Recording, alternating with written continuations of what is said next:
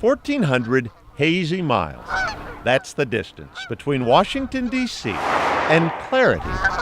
At least it was for Christopher Ingram, the Washington Post reporter who wrote an article mentioning Red Lake County, Minnesota, and stepped in it. I stumbled across this data set that the USDA had put together 10 years ago. Government data measuring scenery and climate, blue being good and brown being bad, which led Chris to write this. The absolute worst place to live in America is, drum roll please, Red Lake County, Minnesota. Claim to fame, it is the only landlocked county in the United States that is surrounded by just 2 neighboring counties, according to the county website. That's it. That's all I said. Which he soon learned was enough. There's people up in arms in town. It was almost immediate. It was the talk of the town. The word was this guy was an idiot. On social media, Chris was shamed.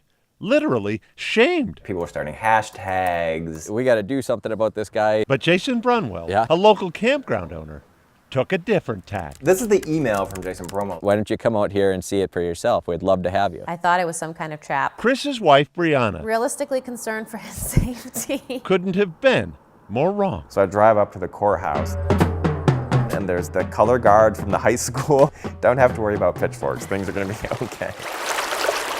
Chris was introduced to Red Lake County's prettiest places and the nicest people, none of whom were prepared.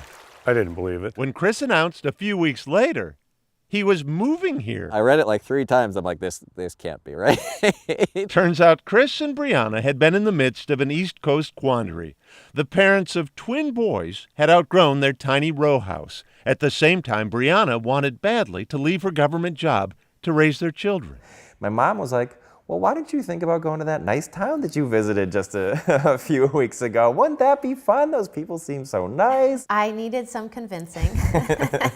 No convincing anymore.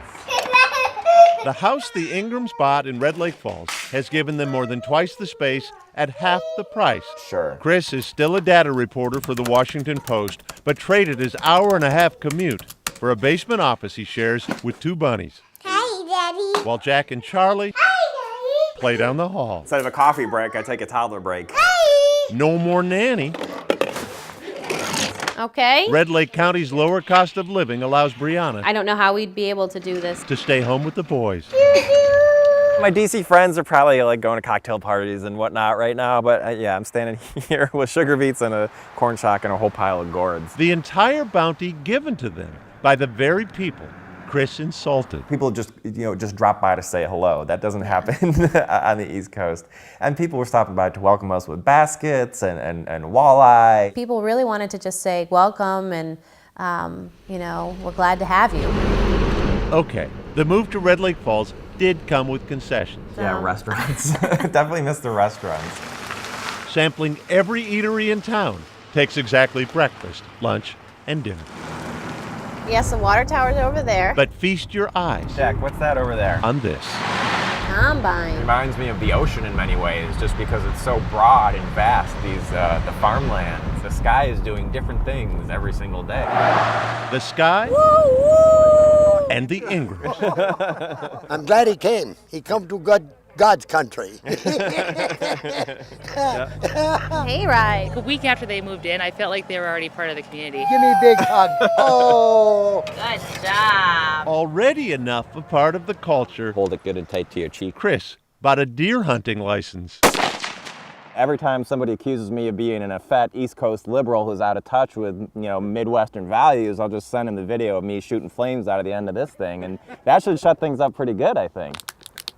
And if that doesn't, Evidently, it's some sort of explosive. this should.